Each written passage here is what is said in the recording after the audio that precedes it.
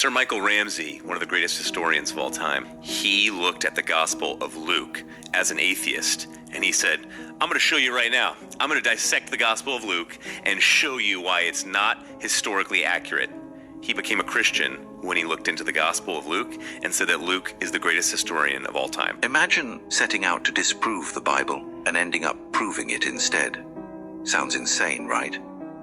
This was Sir William Ramsay's mission in the late 1800s. A top-tier archaeologist, Oxford-trained, world-renowned, Ramsay believed the New Testament, especially Luke's Gospel, was just packed with myths and legends.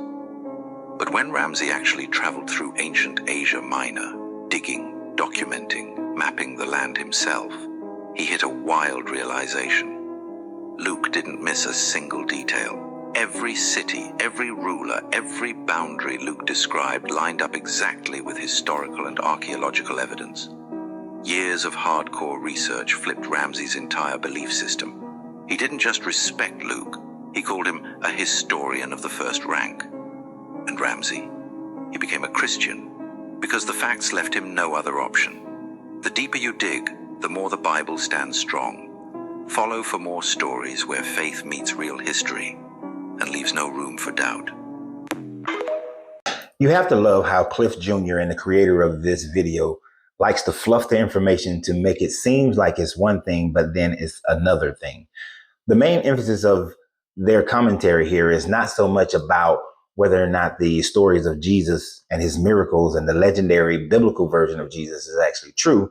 But first, they start out with hitting you with something that you think would lead you into believing that a conversion actually happened. So William Mitchell Ramsay, who was born in Glasgow, Scotland, was born into Christianity. He was raised a Christian. Now, when he did go to school in Germany, in Tübingen, he did learn from people who doubted the historicity of the Bible, but not the Bible itself as far as a spiritual book. So with this doubt of its historicity, what William Ramsay actually went and did was to travel all throughout what they called at the time Asia Minor, and utilizing the book of Luke and the book of Acts, he was able to identify the actual cities by which Luke and Acts talks about. He was actually able to identify the different historical figures who were in leadership in Luke's and Acts. So all the governors and the tetrarchs and all these other people, he was able to identify that to be able to say that the book of Luke is historically accurate as far as when it comes to the locations and the people who were involved.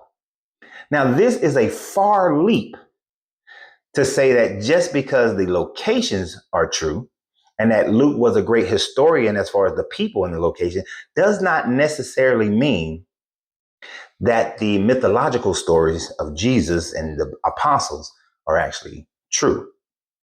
As I said in the video yesterday, Superman spent time with Ronald Reagan at the White House. Does we know the White House exists? We know Ronald Reagan existed.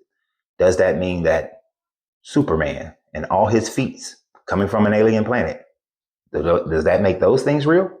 Of course not. Of course it doesn't. It's fan fiction written by DC Comics. So in this instance, what the trickery that's going on is to convince you that since William Ramsay was convinced more of his Christianity and that he then became an evangelist, that these things prove that the Bible and the gospel stories are actually a true story, but it doesn't prove those things. What it shows and demonstrates is that if you go to these places with a Bible in your one hand and a spade in the other hand, calling yourself an archaeologist, then you are supplanting the idea that, hey, since these places exist, then the rest of the Bible must be true.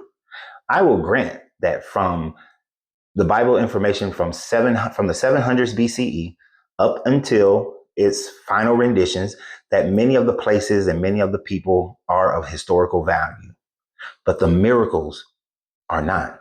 Those are still unproven. And as a matter of fact, William Ramsay became even more so of an evangelist.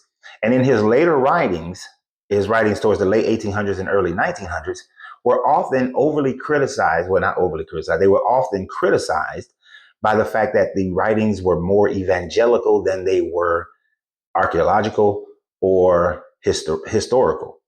So he is criticized for putting his evangelical ideas into the history of what actually happened in those areas and those people. But if you want to go that route, if you want to believe those things, if you want to be able to stand on a pedestal and say that, oh, if an atheist just realized that these places were true and that Luke was an actual historian, by the way, there is a huge debate going on right now as to whether or not the book of Luke is actually an extended copy of the Marcion writing and instead of the reverse of what many church apologists tried to say over the centuries, that Marcion actually copied Luke. They're now starting to say that Luke is an extended copy of Marcion. So therefore, the Marcion doctrine is really the Luke doctrine is really the Marcion doctrine. But that's for a whole nother conversation and a whole nother video. Here, we must focus on the fact that just because a person in the late 1800s and early 1900s who does not have the archaeological, technologically advanced things that we have today said that, oh, the city of Troy existed, so therefore Achilles existed. Does it really work that way? I don't think so. I don't think so. And I know that you are too smart and too intelligent to allow yourself to fall into that trap. But many people will fall into that trap because it, just like William Ramsay, it validates what they had already believed in the first place. So y'all have a great day, and always remember, you have to free yourself to be yourself because your greatness is non-negotiable. Good journey, good vibration.